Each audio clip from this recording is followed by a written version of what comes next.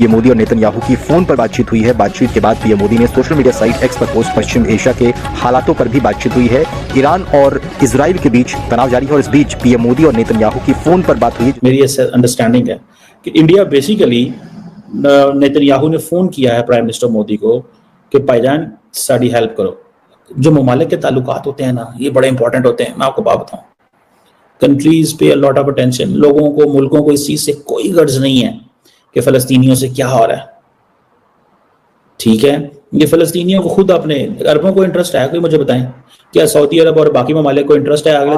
तो ऐसा ही नजर आ रहा था कि इंडिया इस वक्त भरपूर साथ देगा इजराइल का। इजराइल के पीएम बेंजामिन नेतन्याहू ने अपने परम मित्र भारत के प्रधानमंत्री नरेंद्र मोदी को फोन किया। भारत लगातार इस बात पर जोर दे रहा है कि बातचीत और डिप्लोमेसी के जरिए ही जो मौजूदा मुद्दे हैं उसका हल किया जा सकता है और शांति की स्थिति में पहुंचा जा सकता है। जो ये जंग चल रही है जिसमें 6000 से ज्यादा ईरान के, अंसारुल्लाह के, हिजबुल्लाह के और हजदल शाबी के नौजवान फौजी जवान जनरल ये मारे जा रहे हैं, तो ये हिस्सा नहीं है? अच्छा, हिस्सा नहीं है मतलब और कोई मुसलमान इस लायक है, किसी को तौफीक है कि वो जाके ये जंग लड़े? अगर आप लोगों के सहारे ये जंग होती तो 35 साल पहले अकेले सलमानी बन चुका होता। ये कि जी दोनों मुल्कों ने इंडिया इजराइल स्ट्रेटेजिक पार्टनरशिप को डिस्कस किया। इंडिया इजराइल जो स्ट्रेटेजिक पार्टनरशिप है, that revolves around so many things, but the prominent factor is the defence. Modi साहब की अब इजराइल की नेतन्याहू से बात कर रहे हैं, असलहे के हवाले से, ड्रोन के हवाले से। लगता है कि भारत का जंगी जुनून सर चढ़ के बोलने लगे और सारी चीजें सामने आने लगी। काफिर मुल्क है, ये तो आएंगे आगे। ये पाकिस्तान थोड़ा है, अच्छा। उधर मुसलमान मर रहे हैं कि पाकिस्तान आगे नहीं हो रहा, तो वो काफिर है, काफिरों की काफिर मदद करें। देशों के प्रमुखों ने भारत इजराइल के द्विपक्षीय संबंधों को लेकर भी चर्चा की और आने वाले दिनों में इसे और मजबूत करने पर जोर दिया। इसे इंडिया इजराइल स्ट्रेटेजिक पार्टनरशिप को आगे बढ़ाने पर भी कई मुद्दों पर बातचीत की गई है। इसके अलावा दोनों ही देश के नेताओं ने एक दूसरे से संपर्क में बने रहने का भी वादा किया है। और इंडिया और इजराइल जो है वो, आपको पता है कि प्रोडक्शन ऑफ मिसाइल्स जो है वो भी कर रहे हैं और इंडिया को इजराइल ड्रोन्स भी सप्लाई करता है।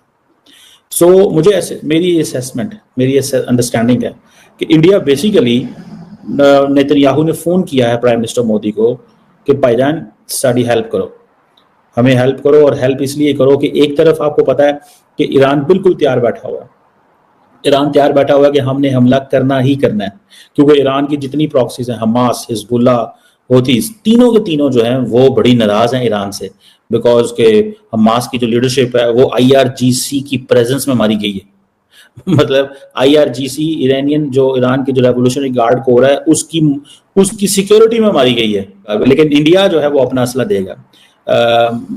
ये जो मैंने आपको बात बताई है कि स्पेनिश कोस्ट के ऊपर इंडिया की जो लंगर अंदाज होना चाहती थी एक शिप, ठीक है जी, और सुनने में आता है कि शायद वहां पे लोगों को पता था, तो उस पोर्ट पे जो बहुत सारे जो शायद जो पैलेस्टीनियन फ्लैग्स लगे हुए थे, प्रोटेस्टर्स भी थे, और उन्होंने कहा कि इस शिप को इंस्पेक्शन करें क्योंकि इसमें वेपन्स जा रहे हैं इजराइल, ठीक है जी। और फिर ये हुआ कि बहुत सारे जो लेफ्टिस्ट हैं उन्होंने यूरोपियन पार्लियामेंट को लेटर लिखा कि वो जो स्पेनिश सदर हैं उनसे पूछें कि उसको वहां पे डॉक ना होने दिया जाए, ठीक है, क्योंकि ये शिप जो है इसके अंदर वेपन्स हैं और ये वेपन सारे के सारे इजराइल जा रहे हैं।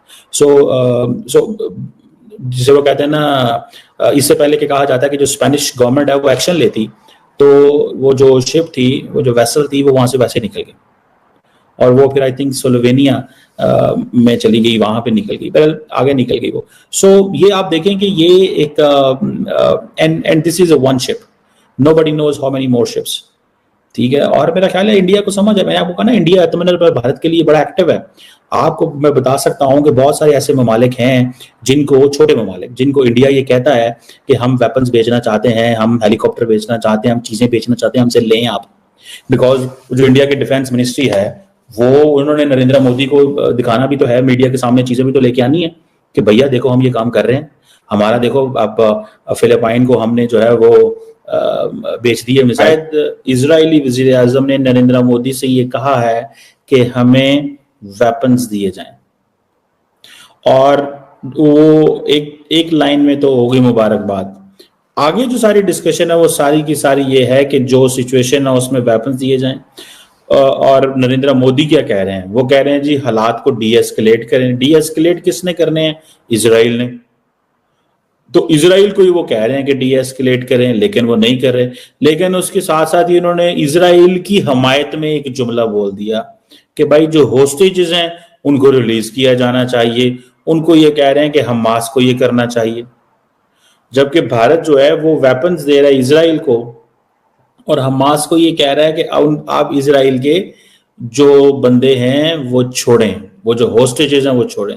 और साथ में उन्होंने कहा जी कि हम चाहते हैं कि ह्यूमैनिटेरियन असिस्टेंस भी पहुंचे गजा के लोगों को और डायलॉग और डिप्लोमेसी को रास्ता दिया जाए।